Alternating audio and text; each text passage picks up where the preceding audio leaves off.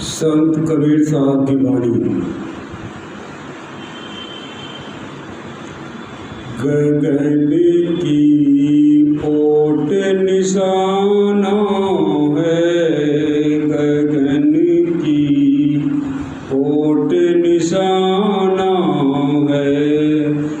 दाहिने सूर चंद्रमा बाएं, तिनके बीच छुपाना है।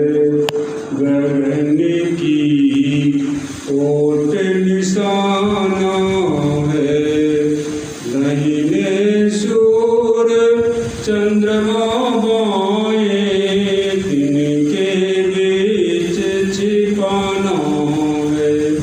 गगन की ओट निशाना है। तन की कमान सूरत का रोदा, शब्द बाण लेताना है। मारत बाण बिंधा तन तन, सतगुरु का परवाना है। तन की कमान सूरत का रोदा, शब्द मान लेताना है। मारत बाण बिंधा तन तन, सतगुरु का परवाना है। गगन की ओट निशाना है, दाहिने सूर चंद्रमा बाएं, तिनके बीच छिपाना है। गगन की ओट निशाना है। मारियो बाण घाव नहीं तन में, जिन लागा तिन जाना है। कहे कबीर सुनो भाई साधो, जिन जाना तिन माना है। मारियो बाण घाव नहीं तन में, जिन लागा तिन जाना है। कहे कबीर सुनो भाई साधो, सतगुरु का पर। कहे कबीर सुनो भाई साधो, जिन जाना तिन माना है। गगन की ओट निशाना है, गगन की ओट निशाना है।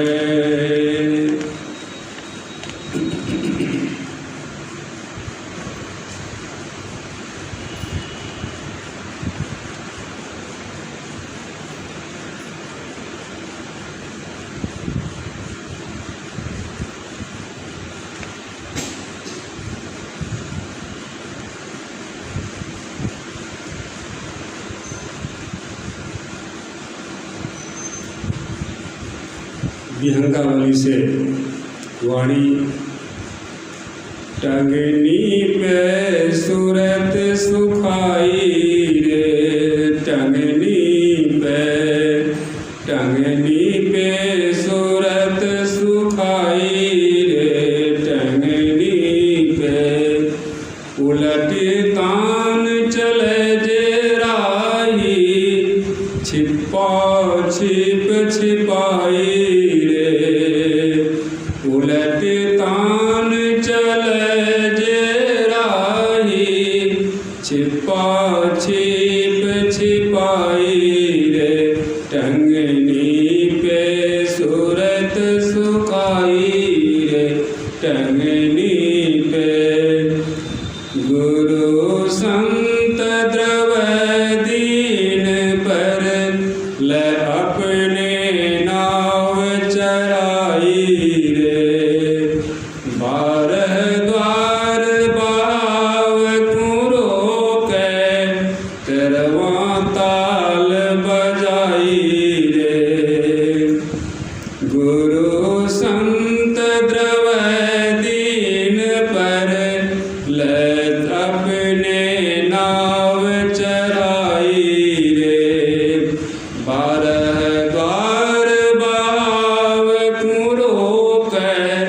तेरवा ताल बजाई रे टंगनी पे सूरत सुखाई रे टंगनी पे।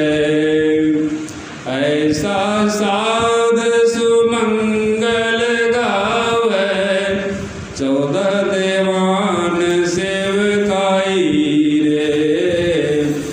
दास विजय सतनाम गवे सो मुक्ति दिशा को जाई रे।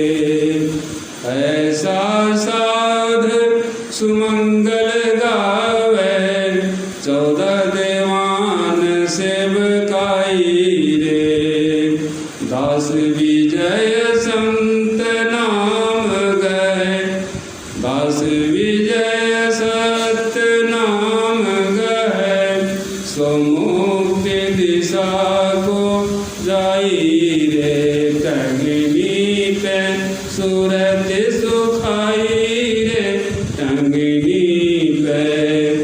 उलटे तान चले जे राही छिपा छिप छिपाई रे। उलटे तान चले जे राही छिपा छिप छिपाई रे। टंगनी पे सूरत सुखाई रे टंगनी पे।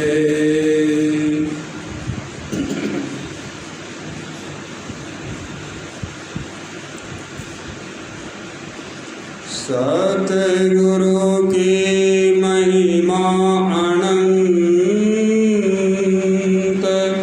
अनंत किया उपकार।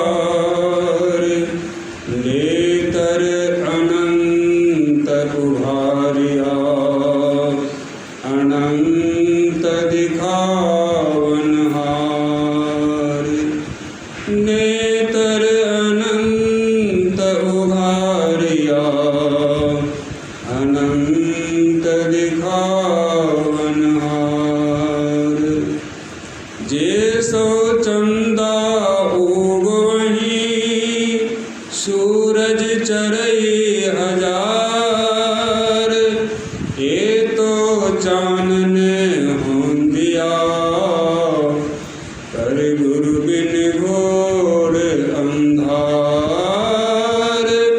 ए तो चानन होंदिया पर गुरु बिन घोर अंधार।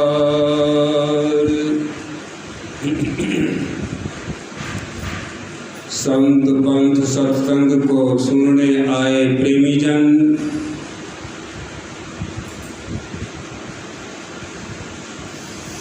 सिख धर्म के 5वें गुरु अर्जुन देव जी महाराज अपने वचन में फरमाते हैं। अमृत सरवल चांदे लाइयो। भाषा गुरमुखी व पंजाबी है, जिसका हिंदी है अमृतसर के तरफ चलिए।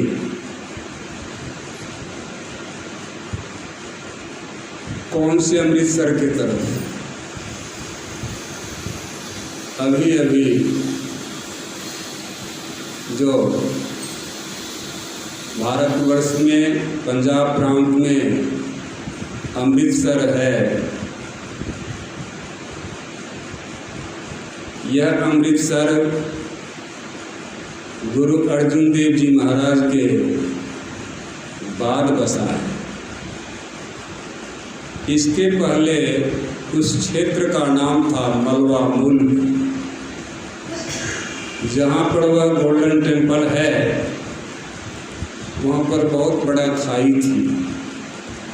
उस खाई में आसपास के पिंड के लोग अर्थात गांव के लोग कचरा साफ करके ला करके उस गड्ढे में डालते थे। और सिख धर्म के चौथे गुरु बाबा रामदास, जो गुरु अर्जुन देव जी महाराज के पिताश्री थे, उनके साथ बाबा बुढ़ा साहब जो गुरु नानक देव जी के महाराज के सामने हुए थे और सातवें गुरु को पाग चढ़ा करके वे शरीर त्यागे थे। इतनी लंबी आयु जी थी। ये दोनों महापुरुष उस खाई के मध्य एक छोटा सा गड्ढा था जिसमें कुछ जल था और वहाँ पर एक बेर का गाछ है, था भी और है भी, पहले भी था और भी है। लगभग 400-500 साल हो गया।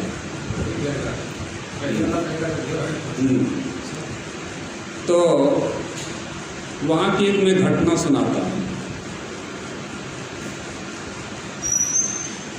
तो वे ध्यान करके जब दोनों महापुरुष उठते थे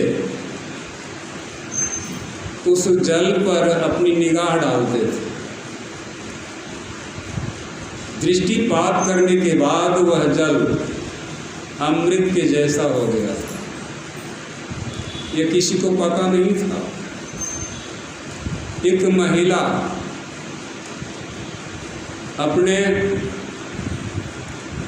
कुष्ठ रोगी पति को लेकर के जा रही थी। तो बेर की छाया में तो जाकर के महिला अपने पति को रखती हैं, कंधे पर से उतार कर रखती हैं। तो उनका पति कहता है कि मुझे भूख लगी है और गांव से तुम रोटी मांग करके लाओ, तब तक मैं यहीं हूँ। वह कुष्ठ रोगी को छोड़ दिया और माई चली गई गांव में कुछ रोटी सब्जी मांगने के लिए। तब तक में वह कुष्ठ रोगी देखता है एक काला कौवा आता है उड़ता हुआ, उस जल में गिर जाता है और डूबने के बाद फिर वह जो कौवा काला उड़ता है तो हंस बन करके आकाश में उड़ जाता है। तो उस कुष्ठ रोगी को ऐसा प्रतीत हुआ कि शायद इस जल में कोई करामत है। तो वह भी खिसक करके जाता है और उसमें अपने को लुढ़क जाता है। तो जितना अंग उसका उस पानी में डूबा, एक हाथ को छोड़ करके बाकी सारा अंग उसका सुंदर हो गया, कुष्ठ रोग से वो मुक्त हो गया। कुछ देर के बाद वो निकल करके बाहर आकर बैठता है तो वहीं पर वह महिला आती है और उन्हीं से पूछते कि श्रीमान, यहाँ पर हमारे पतिदेव थे कुष्ठ रोगी, सो कहाँ है? तो वह आदमी कहता है कि अभी भी तेरी पहचान लो, मैं वही हूँ। कि नहीं, मुझे शक है।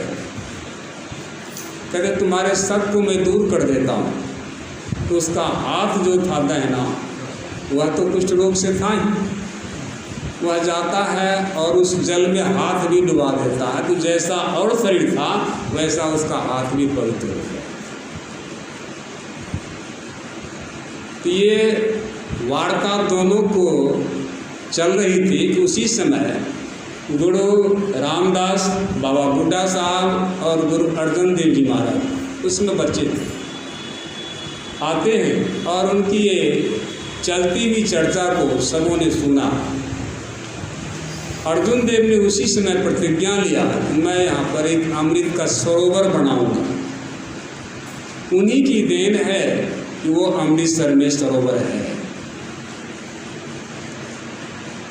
तो वह बाद में जब रामदास हट गए गद्दी से तो वहाँ पर गुरु अर्जुन देव जी को बिठाया गया। और पूरे सिख धर्म में जितने भी 10 गुरु हुए उनमें से ज़्यादा मेहनत, ज़्यादा कष्ट गुरु अर्जुन देव जी को ही दिया गया है इस्लामियों के द्वारा। सबको उन्होंने हंसते हुए भुगत लिया है, ऐसे सिद्ध पुरुष। तो मेरा कहने का आशय है कि ये उस समय की वाणी है जिस समय कि अमृतसर बसा भी नहीं था। तो गुरुवाणी, वाणी गुरु, गुरु है वाणी, बिच वाणी अमृत सारे, गुरुवाणी कहे सेवक जन माने, पढ़तक गुरु निस्तारे। गुरुवाणी कहता है और सेवक जन यदि मानता है तो वह प्रत्यक्ष में सतगुरु जो उसको दिखा देता, तो प्रत्यक्ष में दिखा दिया उनको, ऐसा हुआ।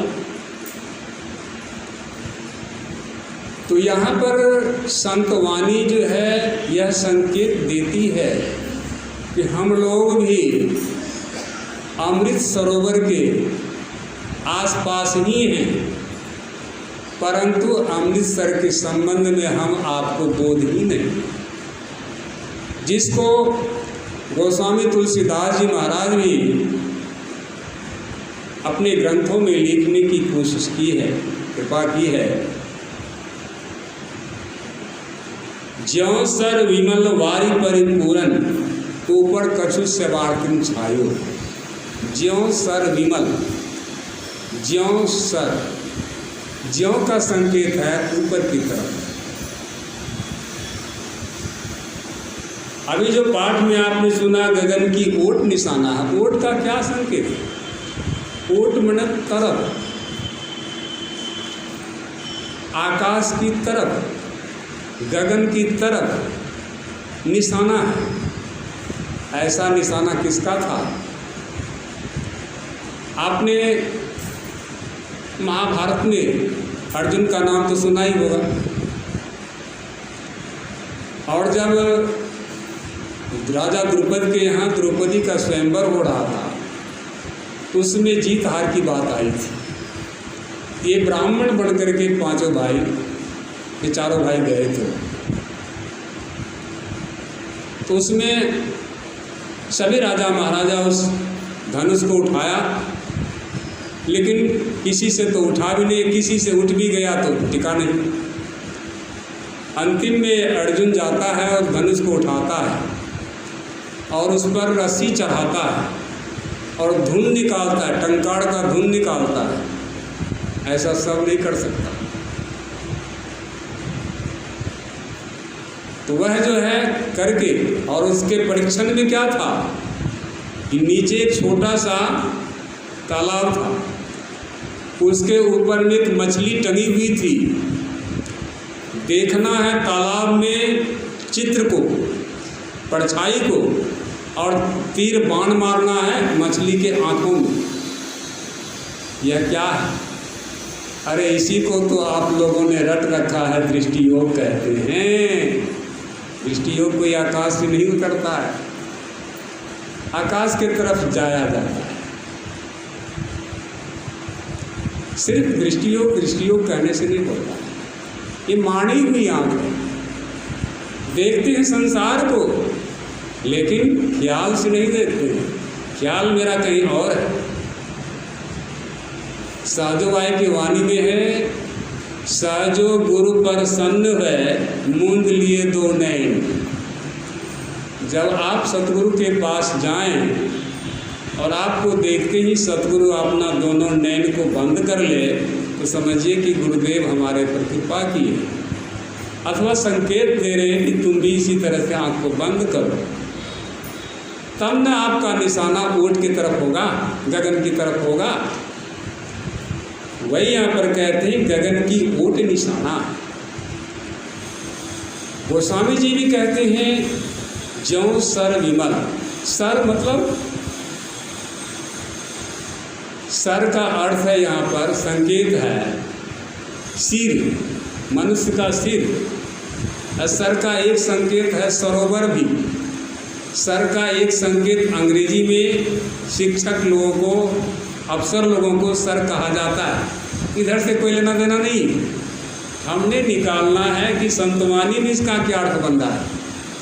सर का अर्थ हुआ सिर, और सिर के अंदर जो सरोवर है उसके तरफ। तो हमारा दृष्टि किधर को पात हो रही है? संसार की तरफ। संसार सरोवर की तरफ हो रहा है, नहीं इधर से लौटाना, भले दृष्टि जा रही कोई बात नहीं है, मर जाए तो जाने दे, तू मत जाए शरीर, अपने को नहीं जाने देना। जैसा कि बाबा तुलसी साहब भी कहते हैं, गगन शिखर सतगुरु के मार्ग संत परम पद धामा। अंतराकाश के तरफ मार्ग गया है, किसका मार्ग है? वो सतगुरु का रास्ता, बाकी आम रास्ता नहीं है। वह संतों का पंथ है।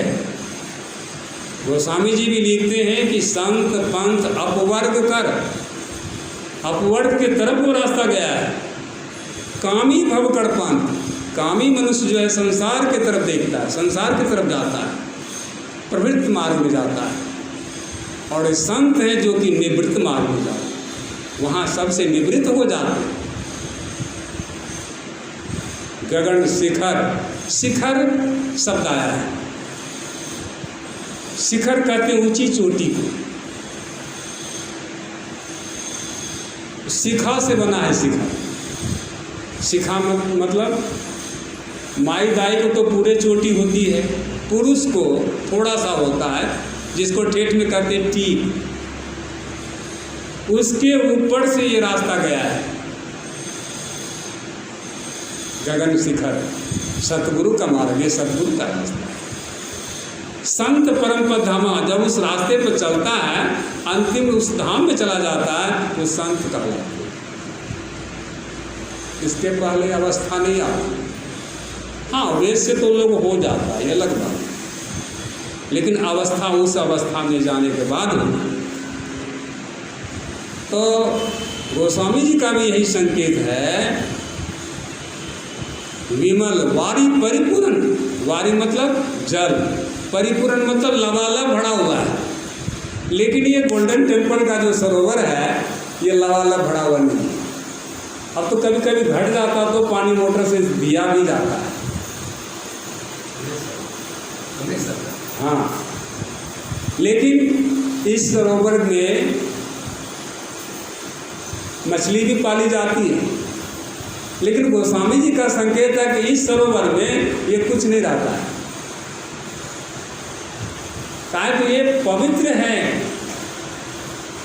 विमल वारी परिपूर्ण, विमल शब्द है, पवित्र है, लबालब भरा हुआ है। लेकिन ऊपर कछु सेवार्थिन छायो, ऊपर से ये जो माया का रूप है, रंग है, रस है, गंध है, स्पर्श है, ये पांचों विषय का जो सेवार है, ये इस बात छादित किया हुआ है। इस करके किसी को जानने में नहीं आता। लेकिन एक बात मैं कहूँ, संत सुंदरदास जी महाराज अपने वाणी में कहते हैं, सुंदर कहत को संत तरु बची गए, बचेगा कोई नहीं। लेकिन जो संत के तरु, तरु मतलब वृक्ष, पेड़, पौधा, जो संत के वृक्ष के नीचे लग गया, ठहर गया, वह बच गया, वह बच गया, उसको काल भी नहीं दिखाई पड़ेगा।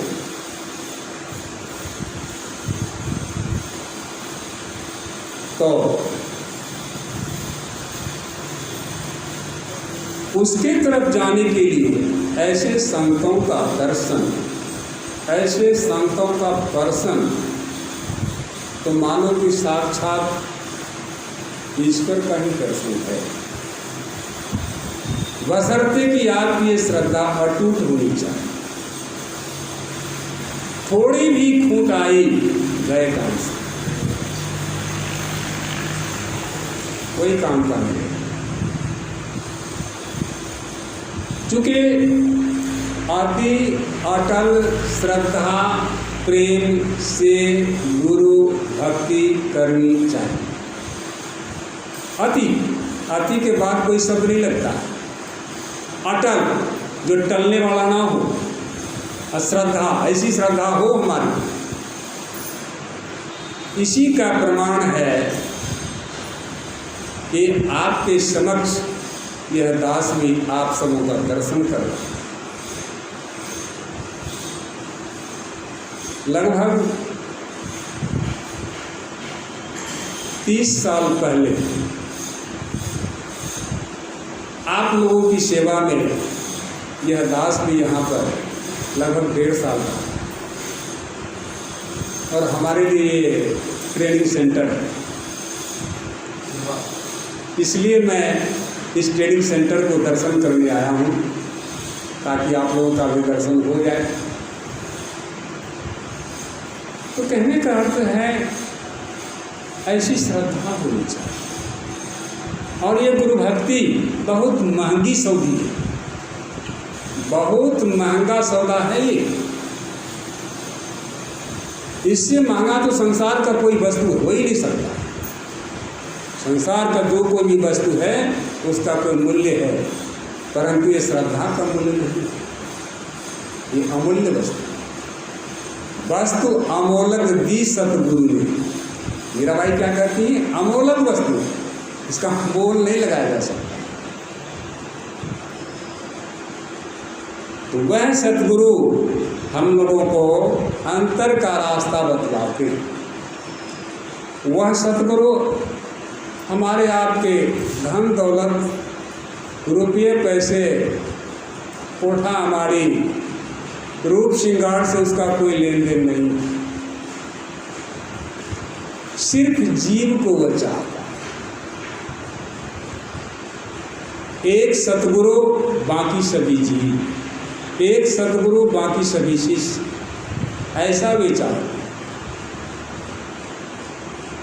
सतगुरु भी 1000 नहीं होते, जिस तरह से परमात्मा 1000 नहीं होते हैं उसी तरह सतगुरु भी 1000 नहीं होते। यदि होते हैं तो उसमें कुछ हो गए, कुछ रहस्य, कुछ राजनीतिक ऐसा होता है। परमात्मा एक है, सतगुरु भी एक ही होगा, रास्ता भी पाने का एक ही होगा, और आप भी अकेले उससे मिल सकते हैं। आपके सगे संबंधी कौन को कौन कहे, आपका ये शरीर भी नहीं मिल पाएगा। चूँकि संतों ने लिख दिया है पदावली में कि सूरती दरस करन को जाती, आप दर्शन नहीं कर सकते, आपकी सूरत दर्शन करने जाएगी। तकती तीसरी तिल खिड़की, ज्योति बिंदु ध्रुव तार बिंदु लखी, लाल भाण झलकी, बजत विविध विधि अनहद सोरा 5 मंडलों की, संत मते की सार भेदिया। बात कही उनकी समझा में ही लखा नमूना, बात है सब ही। अब क्या कहेंगे आपको, और कुछ रह गया कहने को? वही यहाँ पर कबीर साहब की वाणी में आप लोगों को पाठ करके सुनाया कि गगन की तरफ आप अपना निशाना लगाइए, अपना निशाना बनाइए, जैसे अर्जुन ने बनाया था। और वह बाण मारा और बाण जाकर के मछली की आंखों में घुस गई, और उसके सामने द्रौपदी आई और उसको विजय माला पहना दिए और उनके साथ उनका संबंध हो गया। बागमती तो वही यहाँ कहती कि दाहिने सूर्य चंद्रमा बाएं, दाएं तरफ का जो नाक का श्वास चलता है तो ये सूर्य गति का रहता है, और बाएं तरफ का चलता है तो ये चंद्र गति का।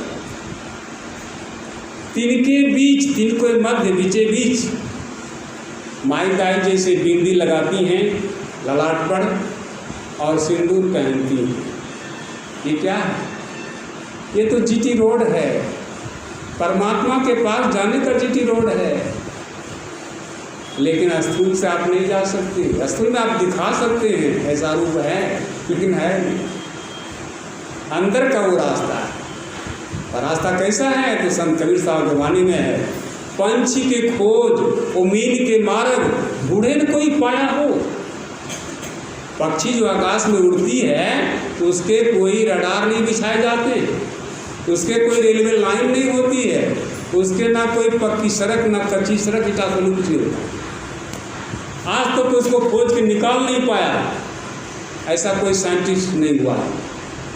मछली भी जो जल में चलती है तो उसके भी कोई रडार नहीं, कोई लाइन नहीं, कोई रोड नहीं, कोई कच्ची पक्की सड़क नहीं, वह शून्य का रास्ता है।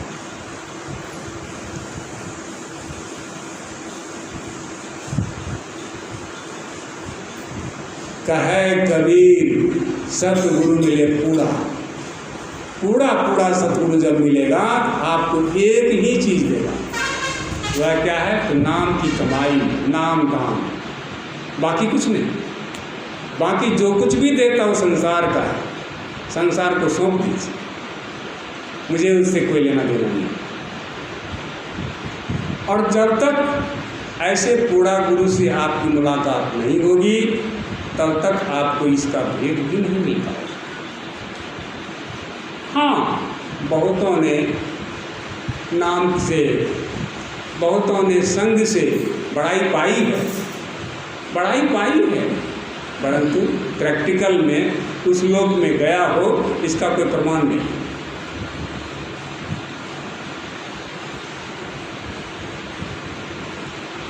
लीके लीके गाड़ी चले,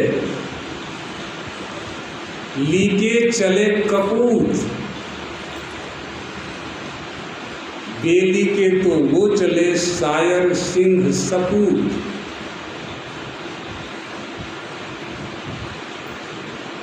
शायर काव्य जो लिखता है कोई भी, वो अपना उसका अलग होता है, ढंग अलग होता है। सिंह भी जो किसी पर वार करता है तो उसको भी कोई रास्ता घूम के नहीं जाता, सीधा अटैक कर देता है,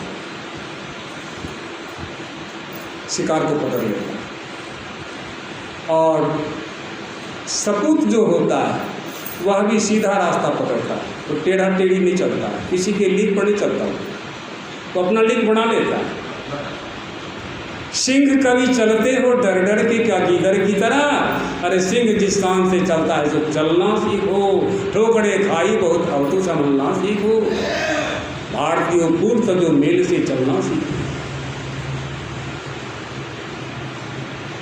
तिनके बीच छिपाना है, कभी नहीं लिखा है विजय बीज बीच रेखा ना कोई रूप है रेखा। आप किसी भी चीज़ का बीज ले लीजिए, उसको फाड़ दीजिए, उसके बीच में कोई रूप रेखा मिलेगा? लेकिन उस बीज में वृक्ष छिपा हुआ है जो हमारे आपके दृष्टि में नहीं आता, लेकिन वही बीज जब नमी में मिल जाएगा तो वृक्ष बना लेगा, अंकुर हो जाएगा, वृक्ष बना लेगा, और फिर उतना फल उसमें लग जाएगा।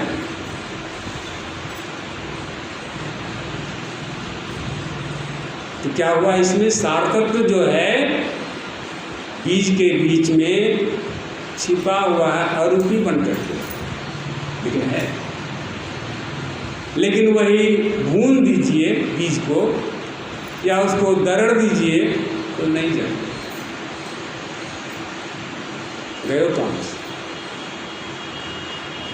तो वही यहाँ पर कहते हैं कि दाहिने सूर्य चंद्रमा बाएं दिन के बीच छिपाना है, तन की कमान सूरत का रोदा, तन को कमान बना लीजिए। जैसे धनुष को पर जो धागा चढ़ाता है एकदम तानम तान हो जाता है, उस तरह से तन की कमान, सूरत का रोदा, सूरत को उस पर जो है सो रोदा चढ़ा दीजिए। शब्द बांध ले ताना है, शब्द का बांध जो ऊपर से नीचे को प्रवाहित हो रहा है उस पर आप चलिए, उसका अनुसरण कीजिए। ये कौन बताएगा चलने के लिए? वही संत बताएगा, बाकी कोई नहीं बताएगा। क्योंकि पदावली में यह भी लिखा गया है, बिन दया संतन की मेही, जानना इस राह को, वा नहीं होता नहीं और होनहारा है। ये तीन काल में कभी नहीं होगा, जब कभी भी होगा तो कोई ऐसे बिरले महापुरुष संत से होगा, नाम की कमाई। अब अगर नाम की कमाई का हमारा उद्धार भी नहीं होगा और शब्द के डगर पर चढ़े हुए मनुष्य की अधोगति नहीं होती, ये भी वे कहते हैं तन की कमान सूरत का रोदा शब्द बांध ले ताना है, मारत बान बिंधा तन ही तन। ये तन ही तन, डबल तन शब्द है। एक तो ये शरीर को तन कहते हैं, इसके अंदर भी एक तन है। परम संत बाबा तुलसी साहब वचन में है, सत्संग करना मन तोड़ शरण संतन की, अंतर अभिलाषा लगी रे चढ़ने की। सूरत तन मन से सांच रहत रस पीती, कोई सज्जन जय कुफड़ काल पूजी। सूरत तन मन, अब देखिए सूरत का भी एक अपना तन है, और उससे कितना सूक्ष्म उसका मन होगा जो पूरे मंद गति से चलता है। से सांच, सांच मतलब सत्य शब्द का रस को वह पान करती है। सूरत का जो तन मन है वह शब्द के रस को पान करती है। कोई सज्जन, कोई ऐसा पुरुष होगा, बिरले होता है, सब तो नहीं होता, बिरले होता है। जय है कुफड़ काल बुद्धि, कुफड़ समझते हैं, ये फारसी शब्द, इसका अरबी में कहते हैं काफिर। काफिर मतलब दुष्ट, और कुफड़ माने मजबूत दुष्ट, मजबूत काल, पछाड़ने से भी नहीं पछड़ता, लेकिन आप चाहेंगे तो बच जाएंगे। काल मुख से नींबू की बहागो ध्यान के बल भाई रे। काल के मुख से यदि आप निकलना चाहते तो ध्यान के बल के भाई। नींबू की समझते हैं, नींबू की क्या है? अब जैसे आपको दरवाज़ा से बाहर निकलना है, और दरवाज़ा के ऊपरली हिस्सा में एक काला सर्प विषैला लटक रहा है। आप यदि सिर तान के चलिएगा तो आपको काट खाएगा, लेकिन वहाँ क्या करना पड़ेगा? एकदम झुक जाना है, जाके उसके दूरी से और दूरी बन जाए ताकि वो हमको छू भी नहीं पाए। यही हुआ निबुकना। निबुक की मतलब झुक के जाना। हाँ, झुक करके जाना। तो ये कहते हैं मारत बान बिंधा तन ही तन। इस तन में घाव नहीं बनता है, घाव नहीं लगता है। और सतगुरु का प्रमाण है, ये सतगुरु का प्रमाण है। यदि आपको ऐसा होता है तो सतगुरु का प्रमाण है कि आपको ऐसा लगा है। घाव नहीं दिखता है लेकिन लग गया है। आगे कहते हैं मारियो बाण घाव नहीं तन में। यह बाण जब मारा सतगुरु ने तो घाव नहीं लगा तन में। जिन जाना, जिन लगा तिन जाना। जिसको ये बाण लग गया है उसको ये जानकारी मिल गई। जिन लागा तिन जाना है। एक जगह है सत्संग हो रहा था,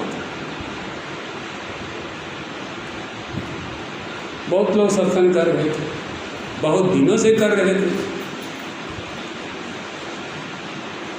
एक राजा ने वहाँ पर जाकर सत्संग सुना, और सत्संग का बाण जो उसको लग गया, कहाँ गया उसका घोड़ा, कहाँ गया राजपाट, उसको कोई पता भी नहीं चला। बन गया फकीर। बहुत वर्षों के बाद घूमते घामते संजोग से उसी जगह पर आ गए, देखा सत्संग हो रहा। तो गए तो वहाँ पर इसी तरह से सत्संग में सभी लोग आए हुए थे। तो कहते महाराज आप कुछ सुनाइए। तो सुनाने लगा। सुनाने के क्रम में कहते श्रीमान आप लोग सत्संग यहाँ पर कितने दिन से करते हैं? कि बहुत दिन से करते हैं, 50 साल से करते हैं। हाँ, तो कहते हैं आप लोग का मार खाने की आदत बन गई है। रोज थप्पड़ लगती है कान के नीचे, लेकिन फिर भी आप लोग चेतते नहीं। मुझे बहुत दिन पहले यहाँ पर मैं सत्संग सुनने के लिए आया था,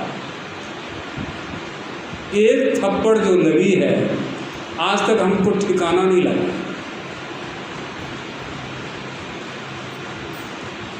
लेकिन आप लोग जो है ना बड़े मजबूत सत्संगी हैं, टस से मस नहीं होते। अच्छा, आपको भी धन्यवाद है।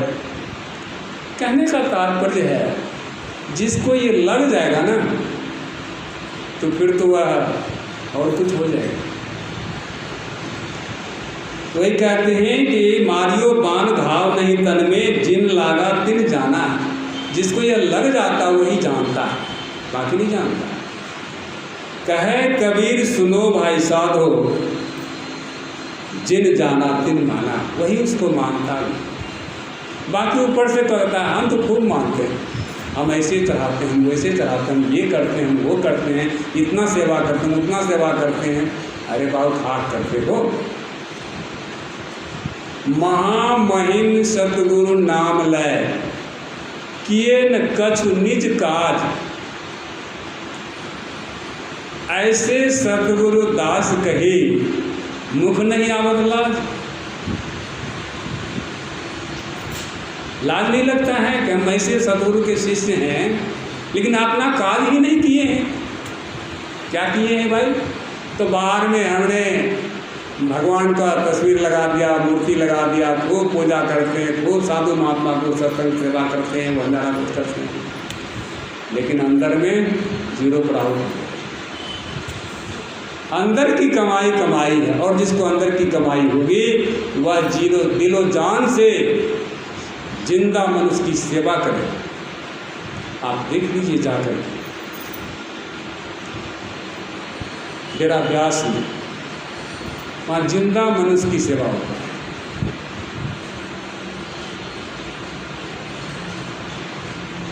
स्टेशन से लेकर के सत्संग हॉल तक उसको सेवा होता है। व्यास तो सेवा है वह प्रधान है। और हमारे पूज्य गुरुदेव कहा करते हैं अपने वचन में, सेवा से सद्गुण हैं आते, जिससे जीवन सुखमय होता। जीवन सुखमय हो जाता, और जिसमें है सेवा भाव नहीं तो साही सुख चैन कहाँ होगा। रोटी रोटी के लिए घूमते फिरते बहुत फिर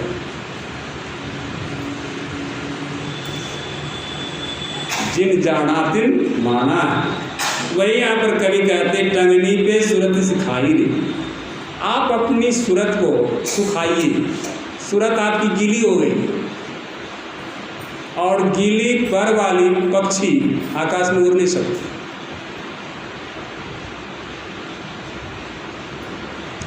और आप ही यदि पूरा कपड़ा पहने हुए हैं और भीग गए तो आप चल नहीं सकते, लटपटा के गिर जाएंगे। इसलिए अपनी सूरत को सुखाइए। या मान के चलिए, संत पलटू साहब के वचन में है,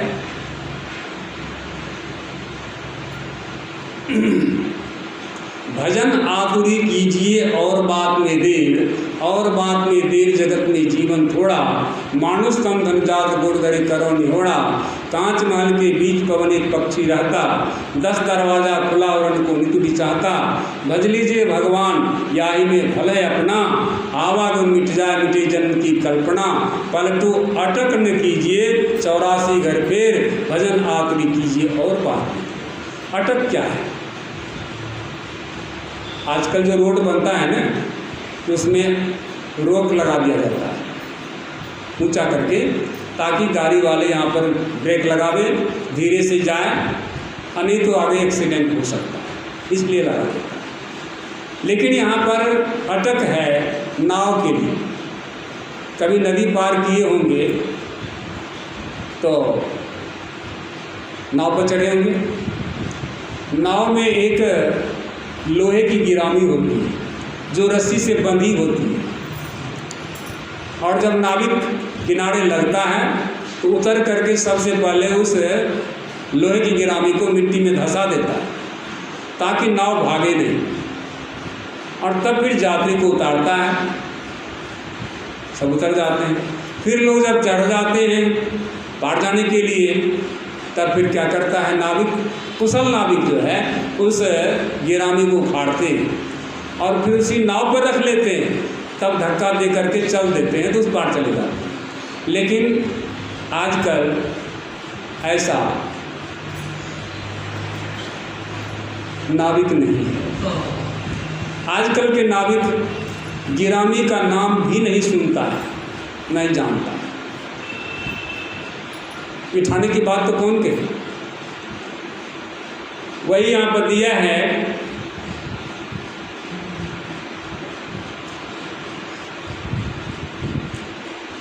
गुरु संत द्रव्य दीन पर। गुरु और संत जो है, संत सदगुरु जो हैं, दीनों पर दया करते थे।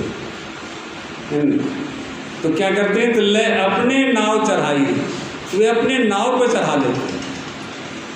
सतगुरु अपने नाव पर चढ़ाते, वो किसी के नाव पर नहीं चढ़ा देते। और वे सतगुरु जिंदा हो, जागृत जिंदा सतगुरु जग में ऐसा होते। उनके नाव पर आप चढ़ेंगे तो वे अवश्य पार होंगे। यदि उन्हीं महापुरुष का उस नाव पर तस्वीर लगा दीजिए, खूब पूजा पाठ कीजिए, मूर्ति लगा दीजिए, खूब पूजा पाठ कीजिए। आपको खेवने का भी अकल नहीं है, आप उस पर बैठ भी गए कि आप पार लग जाएंगे? आपको पार नहीं। बहुत कोशिश करेंगे नहीं तो हिल डुल जाएगा, नाव हिल डुल जाएगा, लेकिन पार नहीं जाएगा। हाँ, वही कोई जिंदा सतगुरु होगा, चाहे विकलांगे सही, हाँ, वह जो गिरामी को उठाएगा, नाव पर रखवाएगा और फिर आपको कहेगा कि चलो भाई अब चलते हैं, और चल के पार लगा दे। अरे विकलांग मैं इसलिए कह दिया, अष्टावक्र मुनि कितने बड़े विकलांग थे। जनक का गुरु हुआ कि नहीं हुआ, सत्य का बोध करा दिया कि नहीं करा दिया। मेरा कहने का आशय है कि वह सतगुरु जीवित है। दिलो जान से आपको यह रास्ता पर चला दो। वही आप कहते हैं कि उल्टी तान चले के राही। उल्टी तान, आपकी चाल जो है नीचे की ओर है, इसको उल्टा करके ऊपर की ओर ले चलिए।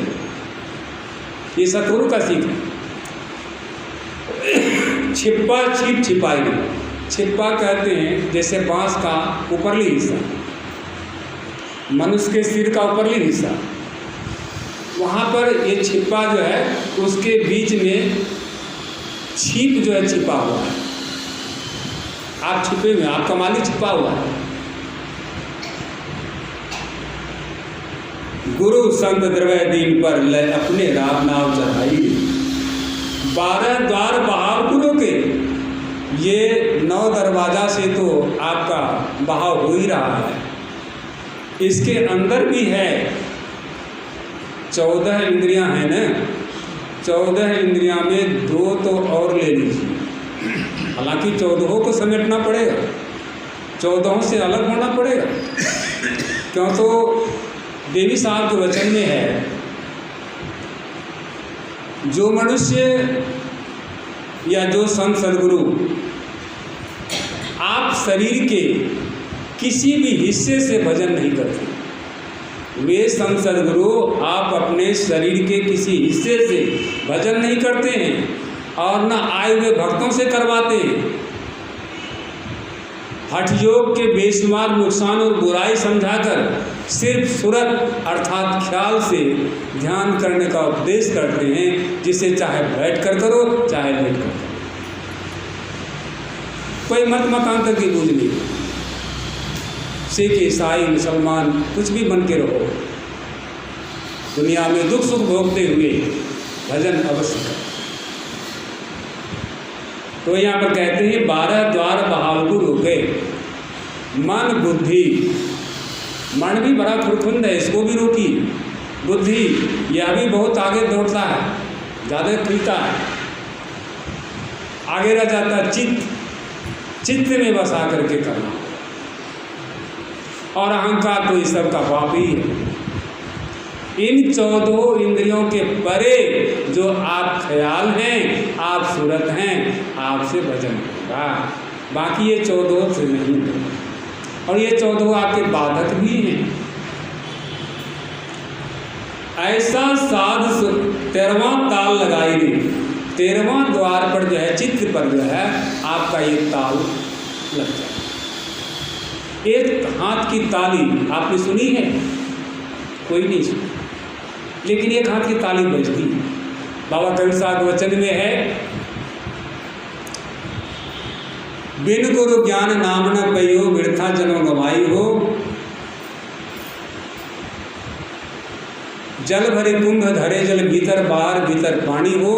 उलट कुंभ जल जलई समय, तब का करियो ज्ञानी हो।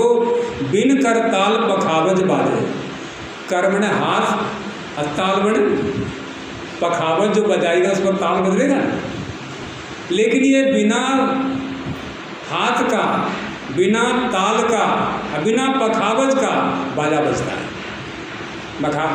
पखावज बाजे, बिन रसना गुन गाया हो, बिना जुबान का वह धुन भी गाता है। अगर गाता नहीं है, ये काम कहाँ से आया? कवि के अंदर में जो उपजी वाणी, ये कहाँ से आया? ये अंदर में उन्होंने सुना है, और उसी को उन्होंने काव्य में लिपिबद्ध किया है।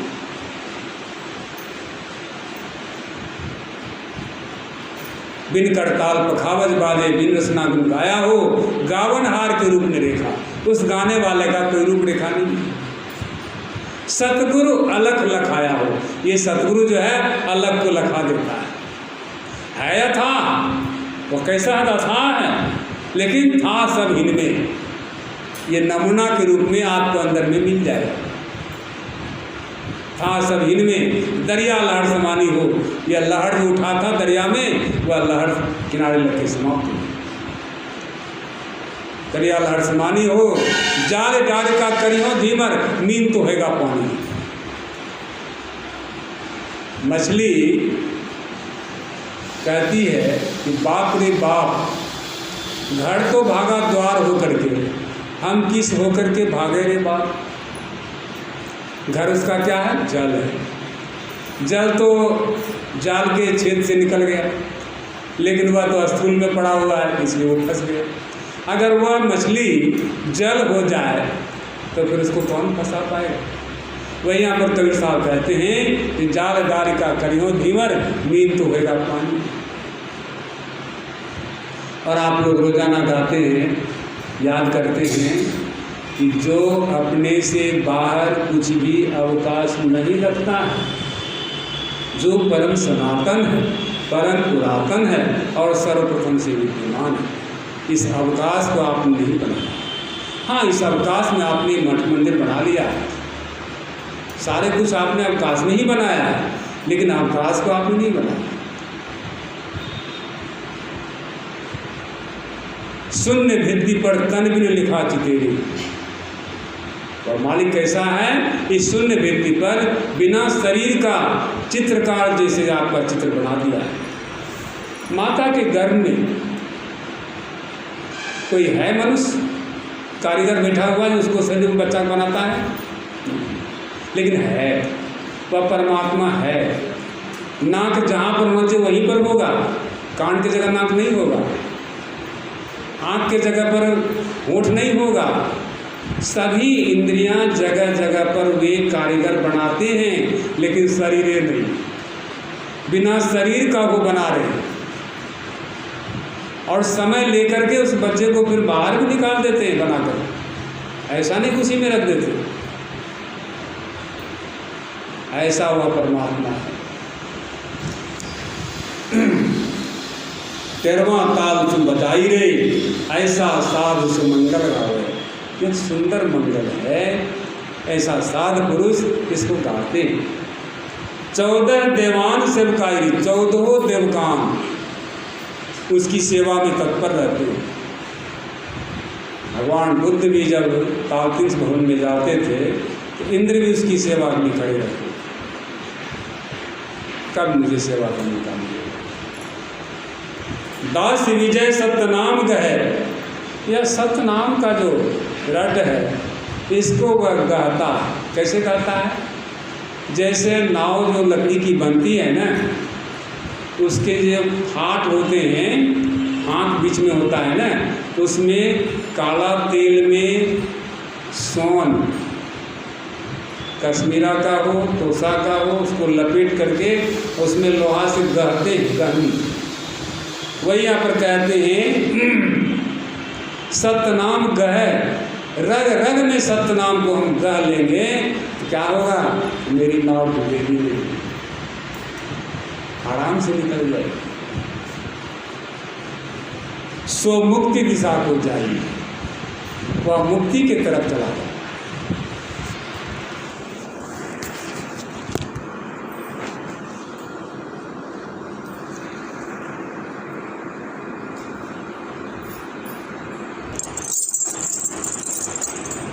पिया बिनु कियछि दुहागिन, ये बनु संत सुहागिन।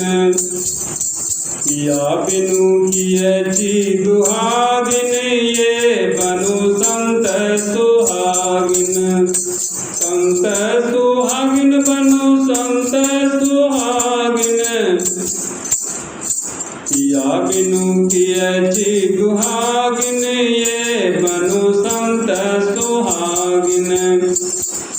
नौकर संग याने करछि, बहुतों के संग व्यभिचारी।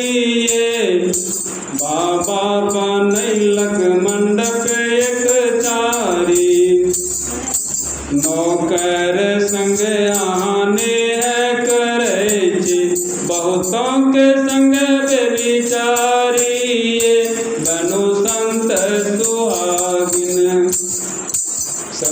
बाबा बनैलक मंडप एक चारी, तामे बनल छी बेचारी। ये बनु संत सुहागिन। सत्संग जाय सतनामक समझू, कियछि दर दर भिखारिन। ये बनु संत सुहागिन। बाबा बनैलक मंडप एक चारी, तामे बनल छी बेचारी। ये सत्संग जाय सतनामक समझू, कियछि दर दर भिखारिन। ये बनु संत सुहागिन। पिया बिनु कियछि दुहागिन, ये बनु संत सुहागिन। नौकर संग आने करछि, बहुतों के संग व्यभिचारी। ये बनु संत सुहागिन। पति पुरौधा सो पानी ग्रहण करो, पिया रंग रंगु सुहागिन। ये बनु संत सुहागिन। नयन माज चिराग बरे अछि, पिया बिच पर्दा हटाबू। ये बनु संत सुहागिन। पति पुरौधा सो पानी ग्रहण करो, पिया रंग रंगु सुहागिन। ये नयन माज चिराग बरे अछि, पिया बिच पर्दा हटाबू। ये बनु संत सुहागिन। उगली पलंग ओछाबू भरता लेल, अनन्य भाव सुरझाबू। ये भास विजय विभूषो बाजय, बहुड़ी न जग में आबू। ये बनु संत सुहागिन। उथली पलंग ओछाबू भरता लेल, अनन्य भाव सुरझाबू। ये दास विजय विभूषो बाजय, बहुरी न जग में आबू। ये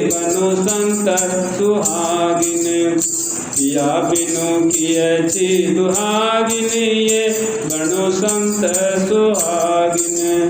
नौकर संग आने है करे जी, बहुतों के संग बेविचारी, ये बनो संत सुहागिन।